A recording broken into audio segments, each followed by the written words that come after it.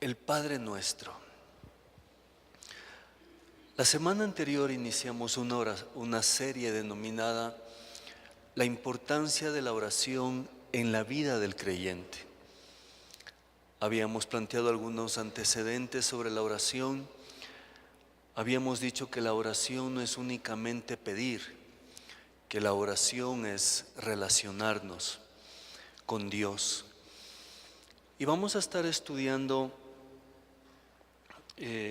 las diferentes oraciones de Jesús en los evangelios. Y una de las oraciones que más recordamos es la oración del Padre Nuestro. Es la oración de Jesús hacia su Padre. Y creo que es importante, mis amados, que podamos rescatar la importancia del Padre Nuestro. Les comentaba que alguien me decía es que el Padre Nuestro es católico. Y yo le decía que no es así, que el Padre Nuestro es de todos los creyentes. El Padre Nuestro no tiene una denominación, no tiene una religión. Porque el Padre Nuestro es la oración por excelencia de Cristo que enseña a sus discípulos. Cuando el Maestro quiere enseñarnos sobre la oración, dice: así deben orar ustedes, y arranca el trabajo o arranca la enseñanza del Padre Nuestro. Entonces, el tema de esta mañana es el Padre Nuestro, y quisiera invitarles al libro de Mateo, capítulo 6, del verso 9 en adelante. Mateo, capítulo 6,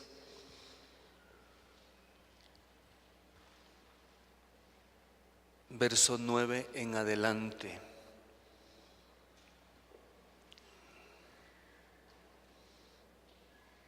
Sí, Mateo capítulo 6, verso 9 en adelante, dice el texto bíblico así.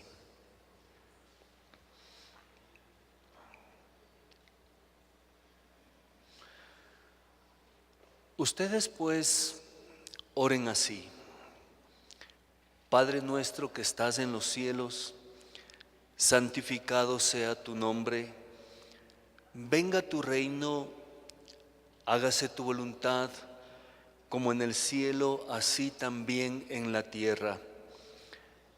El pan nuestro de cada día, dánoslo hoy. Perdónanos nuestras ofensas, como también nosotros perdonamos a quienes nos ofenden. Y no nos dejes caer en tentación, mas líbranos del mal. Porque tuyo es el reino, el poder y la gloria por todos los siglos. Amén.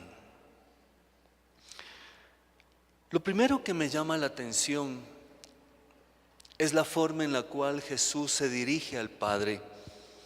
Padre nuestro, Padre mío. Es Padre nuestro porque no es únicamente mi Padre. Es Padre de nuestros hermanos, es Padre de nuestra comunidad. Y se dirige a Dios planteando esta palabra Padre, porque Padre es una palabra que abre las puertas. Es interesante que cuando el hijo pródigo regresa después de su aventura a casa, le dice: Padre, Padre, he pecado contra el cielo y contra ti, y pide una nueva oportunidad. Por eso creo que Padre es una palabra que abre muchas puertas. Ahora, es importante reconocer que la imagen que yo tengo de mi Padre terrenal es la imagen que yo tengo de mi Padre celestial. Será muy difícil tratar de mantener una relación saludable con nuestro Padre celestial si no nos hemos dado el tiempo para sanar la relación con nuestro Padre terrenal. Hay muchos creyentes que es más fácil decir Dios, Salvador, Señor, pero Padre les cuesta mucho, porque tal vez la reflexión que ellos hacen es: si mi Padre que está en los cielos es igual a mi Padre que está en la tierra, no quiero, no gracias. Alguna vez le pregunté a alguien, le decía: ¿qué aprendiste de papá. Y me dijo, de papá aprendí cómo no se debe ser papá. De mi papá aprendí cómo no se debe ser papá. Pero también cuando hablamos del Padre Nuestro, estamos hablando de rechazar el egoísmo. Y cuando digo Padre Nuestro, nos invita a dejar de lado el individualismo que forma parte de la naturaleza humana. Individualistas, solo quiero para mí, por lo que yo soy, por mis necesidades. Y el Señor dice, no, es Padre Nuestro, es Padre de todos. Pero ¿qué significa que Dios sea Padre, Padre Nuestro? Significa que somos hermanos. Más allá de que para algunos tal vez hermanos y hermanas es una muletilla idiomática, cuando yo le digo hermano o hermana, estoy reconociendo que todos somos hijos e hijas de un mismo Padre. Y si a mí me cuesta ver a mi próximo, a mi prójimo como mi hermano, tal vez debería preguntarme si también reconozco a Dios como mi Padre. No olvide eso.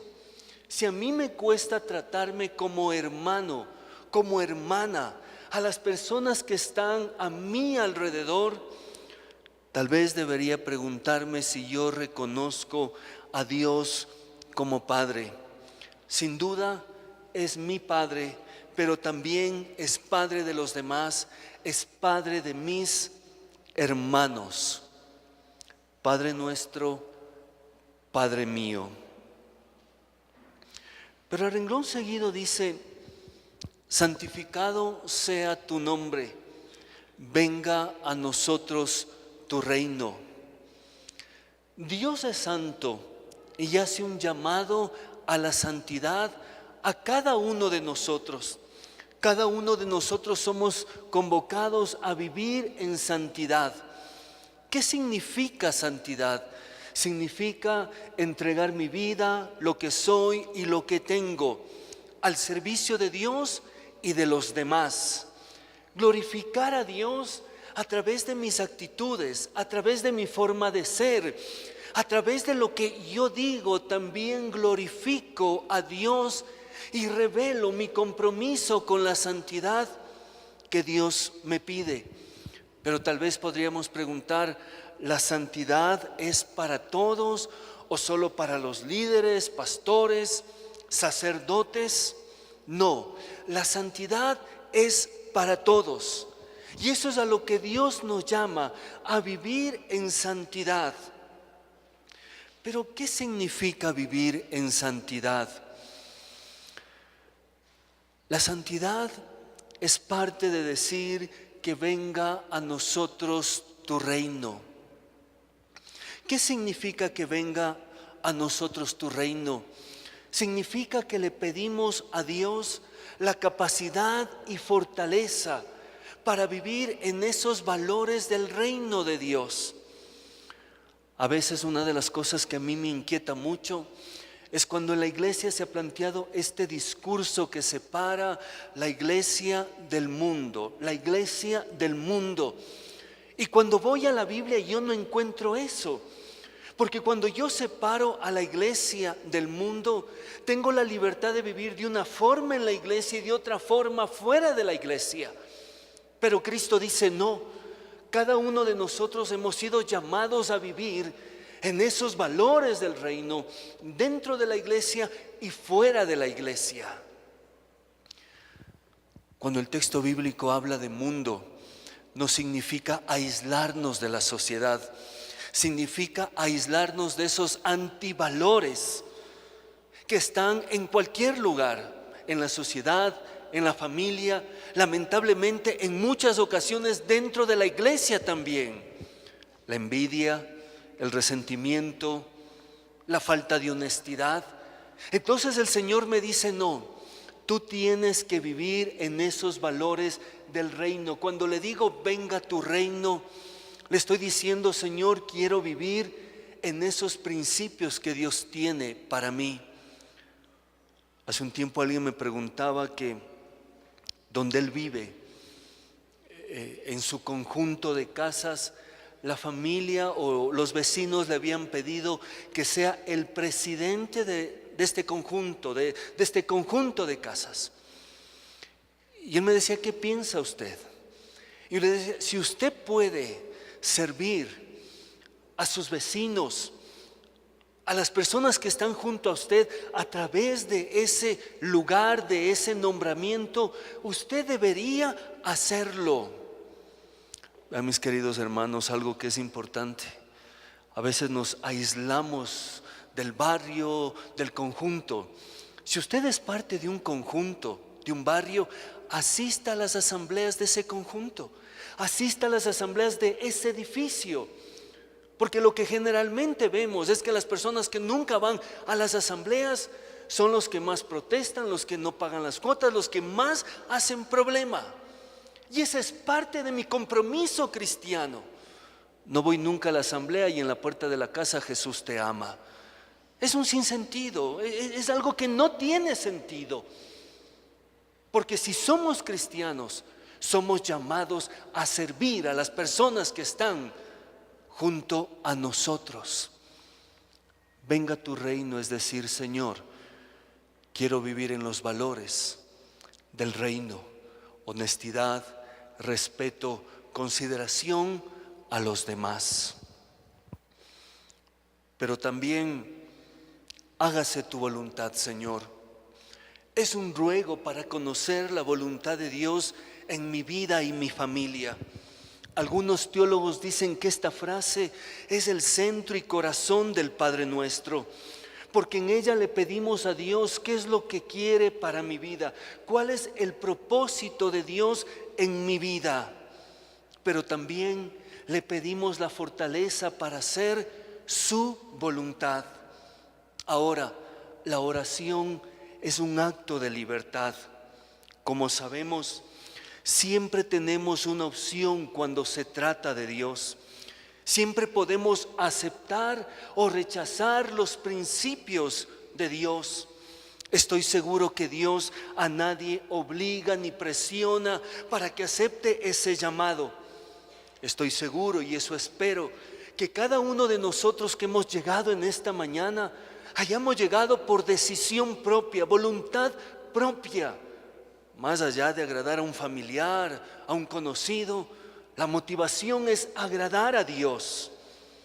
Lamentablemente vemos que en muchas ocasiones nosotros no aceptamos lo que Dios tiene para nosotros.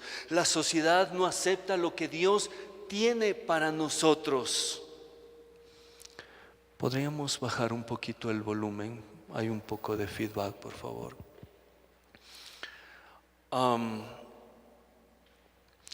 Lamentablemente, eso es lo que vemos en muchas ocasiones en nuestras vidas. Cuando estamos viendo Navidad, el nacimiento, llegamos a ese momento donde José y María, o María estaba a punto de dar a luz y golpea la puerta de un hotel de aquella época, un hostal de aquella época. Y le dicen, deme lugar, mi esposa está a punto de dar a luz. Lo siento, no hay lugar para ustedes. Y en cuántas ocasiones esa también es nuestra actitud con Jesús y sus principios del reino. Déjame entrar a tu vida. Deja que estos principios gobiernen tu vida. No hay lugar para ti. Porque sabemos bien que el ser humano es el que quiere tomar las últimas decisiones, tener la última palabra, decidir lo que tiene que hacer y no rendir cuentas a nadie. Por eso, cuando pedimos que se haga tu voluntad, estamos pidiendo que el Señor nos dé la fortaleza para obedecer lo que Él nos pide. Recuerda el momento en el cual Jesús llega al huerto de Getsemaní y dice, Señor, que no se haga mi voluntad, que se haga la tuya. Mis queridos hermanos, todos en algún momento vamos a vivir nuestro propio Getsemaní, donde tenemos que decir: Señor, esto es lo que yo quiero hacer, pero esto es lo que tú me pides hacer, Señor. Qué decisión tan complicada, pero estoy seguro que hacer la voluntad de Dios trae bendición a nuestras vidas. Pero también dice: danos el pan nuestro de cada día. Primero, el pan material.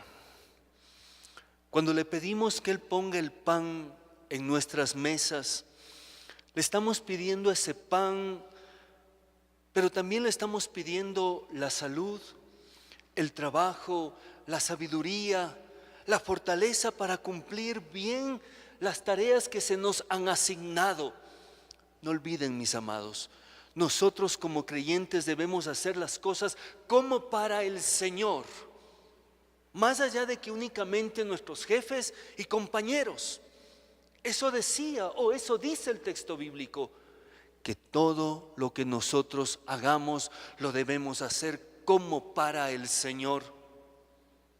Por eso, cuando le decimos que nos dé el pan material, el pan físico, le estamos pidiendo la bendición para cada día.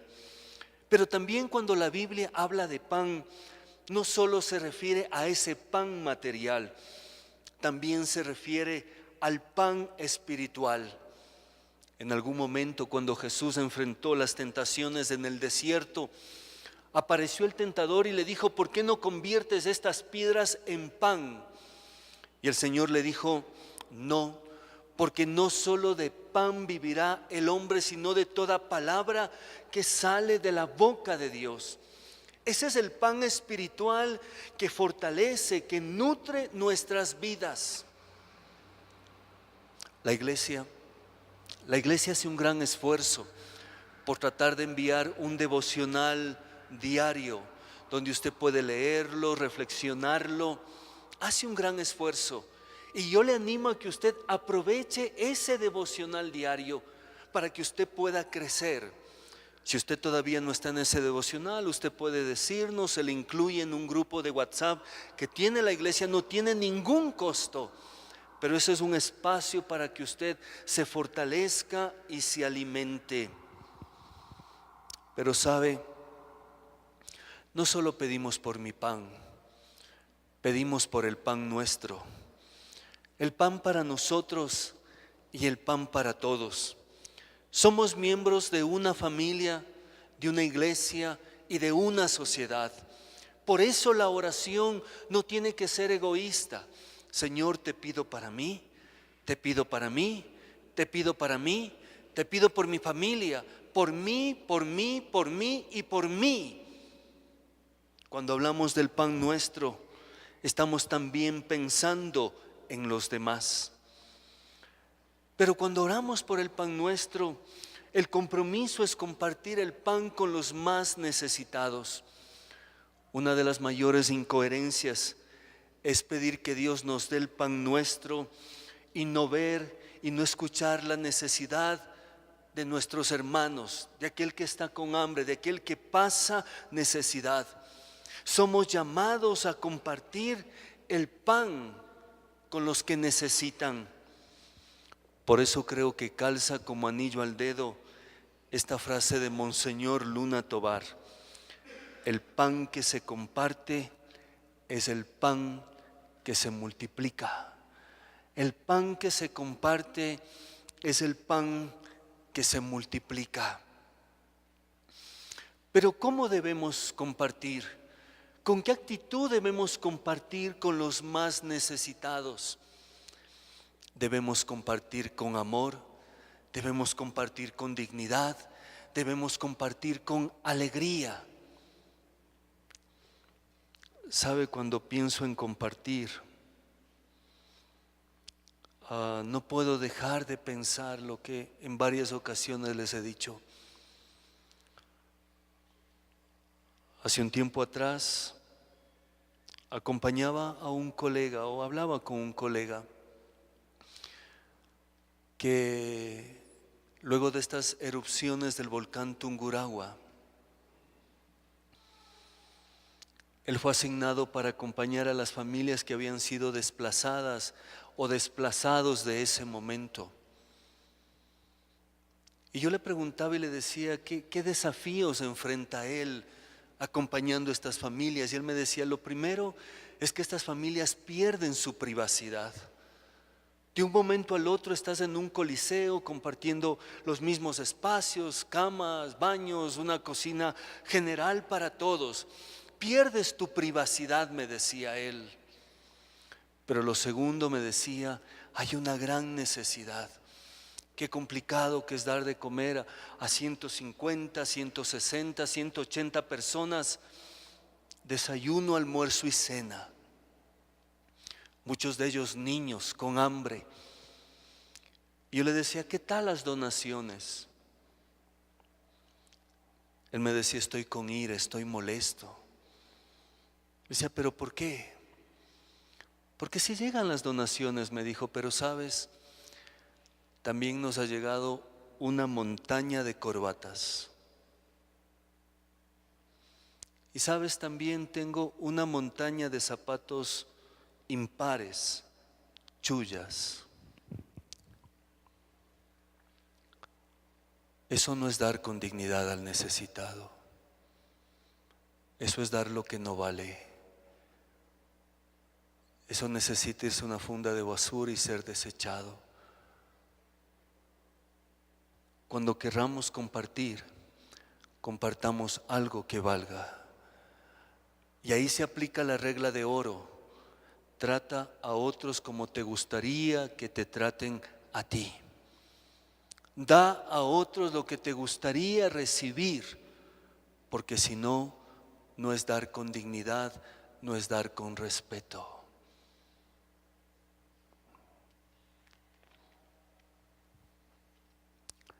El compromiso de compartir el pan con los demás. A veces les animo a hacer un buen inventario de nuestras casas, de nuestros closets. Y decimos ropa, algún día, algún día, algún día, y nunca lo hacemos, pudiendo compartir con los más necesitados. Con esto concluyo. Perdona nuestras ofensas y no nos dejes caer en tentación. Esta frase nos invita a reflexionar que reconozco que me equivoqué, que he pecado. Reconozco que hice malas cosas. Estoy pensando cuando el hijo pródigo vuelve a casa y le dice, Padre, he pecado contra el cielo y contra ti. Hice muy mal las cosas. A veces no sé qué es más doloroso, tu actitud, tus palabras, tu forma de ser que me lastima, o el hecho de que no reconozcas que me lastimaste. A veces no sé qué duele más, esa actitud, esas palabras que me lastiman, o el hecho de que no reconozcas que me has lastimado. Cuando reconozco que me equivoqué, también reconozco y me hago responsable por mis acciones, por mis actitudes, por la forma en la cual yo puedo estar reconociendo que no hice bien las cosas. Pero el renglón seguido dice, perdóname como yo perdono a los demás. Tenga cuidado, no vaya a ser que Dios diga que sí a la oración que hacemos. Cuando le digo, Señor, perdóname a mí como yo perdono a los demás, podríamos decir que estamos reconociendo que queremos ser medidos con la misma vara que mido a los demás. ¿Cómo le puedo pedir perdón a Dios si yo no soy capaz de perdonar a los demás? Cuando hablamos de perdón, a veces se trivializa el perdón, se lo trata de manera superficial. Yo en ocasiones digo, no perdone tan fácilmente. Porque a veces nos dicen, no perdone nomás, es que usted es cristiano, usted es cristiana, usted es pastor, perdone nomás. Hay una ley que a veces no es tan reconocida y está en la Biblia, que se llama la ley de la restitución. ¿Qué es la ley de la restitución? La ley de la restitución dice que no todo se soluciona pidiendo perdón. No todo se soluciona pidiendo perdón. Dice, si usted tiene un vecino y este vecino tiene un buey y por alguna situación usted mata a ese buey, usted le debe pedir perdón, pero a renglón seguido debe restituir, porque esa es una herramienta de trabajo para esta persona. Si alguien me presta un libro y yo lo pierdo por cualquier razón, debo acercarme y decir, discúlpame porque se perdió el libro, pero a renglón seguido te compré este, porque ese es el principio y la norma de la ley de la restitución. Perdón no significa no pasó nada. Perdón no significa no voy a asumir las consecuencias de mis actos. Eso no significa perdón. Pero también dice el texto, no nos dejes caer en tentación. Esto nos deja ver la posibilidad de que ser tentados está vigente, de que es posible que podamos tropezar y que somos vulnerables a caer. Por eso dice el texto bíblico, el que esté firme mire que no caiga. El que esté firme mire que no caiga. Y también dice el texto que con la tentación Dios también nos dará la salida, que Él no permitirá ser probado más allá de nuestras fuerzas. Y dice, líbranos del mal. Que el Señor guarde nuestras vidas, nuestras familias, bienes y ministerios. Que el Señor nos dé la sabiduría para poder vivir en este Padre Nuestro. Yo les animo a que podamos redescubrir este Padre Nuestro en nuestros momentos familiares. Queridos padres, qué magnífica oportunidad tenemos para enseñar el Padre Nuestro a nuestros hijos. Te voy a enseñar el Padre Nuestro y vamos a orar juntos, siendo el Padre Nuestro como una oración guía en lo que nosotros hacemos. No olvide, cuando oramos el Padre Nuestro, nos comprometemos a vivir y a practicar los principios que plantea este texto de la Biblia. Padre Nuestro.